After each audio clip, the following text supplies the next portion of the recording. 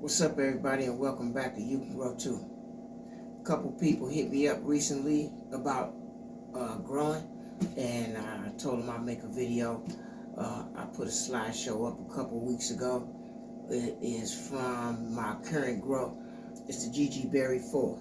It's growing right here in the tent, and this is the third week of flower. It's a photo. Normally I grow outdoors indoors, but I said I'll grow some photos. What I have is a recipe for success when you're growing cannabis. When I first started, I didn't have tools, so what I did was kind of trial and error, and I see a lot of people with potential who just don't have the right thing to get started and get it going consistently. What I did was got me a part meter. Got this off Amazon. It was like 40-something bucks. Not bad at all. And a jeweler's loop. Less than 10 bucks. These two items are essential for growing good cannabis. They regulate how much light the plant needs at any given stage of growth. What I also did was created me a chart. It's very simple. Grab you some paper and just keep some notes. So every time I grow, whether it's photos or autos, the same recipe works the same. And when I look in that tent, it always looks the same. Growing good cannabis. That's what we all want. So I encourage you, man, just go on Amazon and get your part meter. This thing has an app that it uses, and what it does is gives you the recipe for success growing cannabis. My grow chart, it has each stage of growth: veg, flower, and it also has some curing information on it.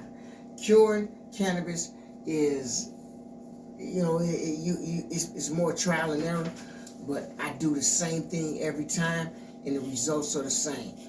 These two items, along with your nutrients and humidity and everything like that, give you the opportunity,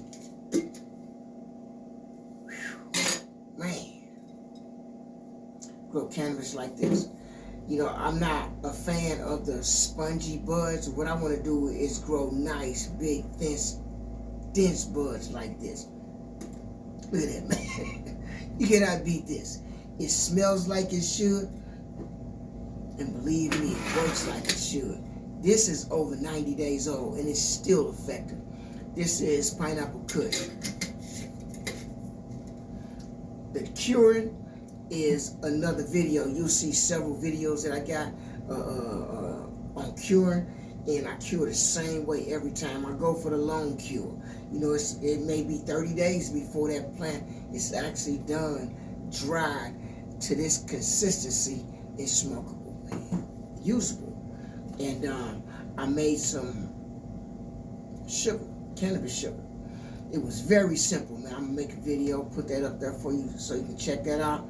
If you have anything left over you want to use, or this plant didn't turn out quite right, you can always use it for something. Don't just discard it. These two items right here will get you well on your way. What I'm doing right now is looking at my chart, and just 2 days ago I set my light at 100%, 36 inches. And that tells me right there, 100%, 36 inches, I'm getting 500 micromoles. I dropped that light down. Now I'm getting 580 at 32, 550 at 32, 26 inches at 100%, I'm getting 625. You giving that plant enough light for a 3x3 or 2x2, whatever you want to grow in. This is essential.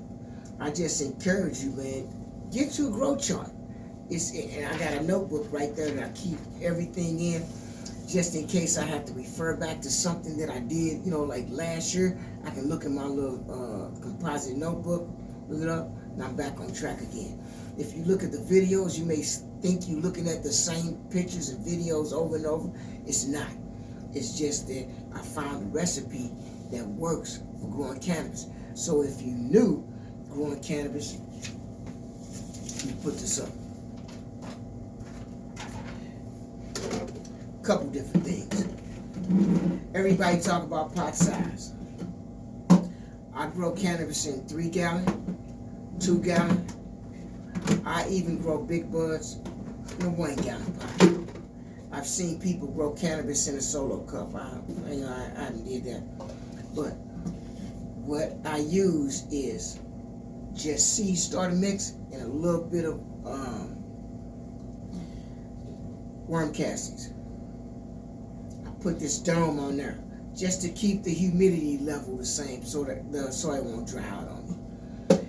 Put it in there, and then once the plant, about 2-3 weeks, it's gonna fill this solo cup up.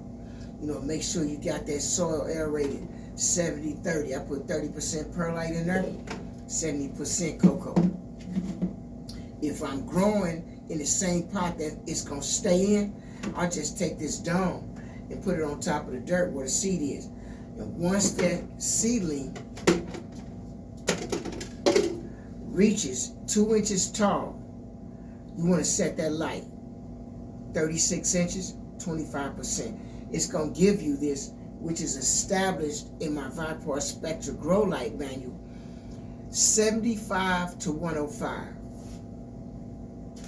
So when I look at my chart, veg stage, what is it at? It's at 48 inches when the plants are 2 inches tall instead of 36. That is at 75. If you had it at 36 inches, it would be around 105 or 106. That's not bad. What I have on my chart is 75 to 110 is going to give me the perfect node spacing. That plant is going to grow perfectly in height, and it's going to give you the consistent buzz that you're looking for. Just be consistent every time you grow. That's all you need to do to grow good cannabis, is just be consistent. You took trial and error out of the equation. There's no need for trial and error. I'm giving you everything you need to know right here. Take advantage of that. Get yourself a grow chart. I'm going to make a video about making the cannabis sugar. So stay tuned. I have a second part to that seed to harvest. The plants are flowering right now, and they are very frosty. I've been using the same things I always use. The Guy Green 444, Guy Green 284. And I throw a little bit of back guano in there because sometimes, you know, you want to keep that nitrogen in there. You just don't want to give it potassium and phosphorus. You want to give it everything that it needs. Calcium, magnesium, you know, you got that stuff. Essential for growing good cannabis. Stay tuned. I'm going to keep you posted.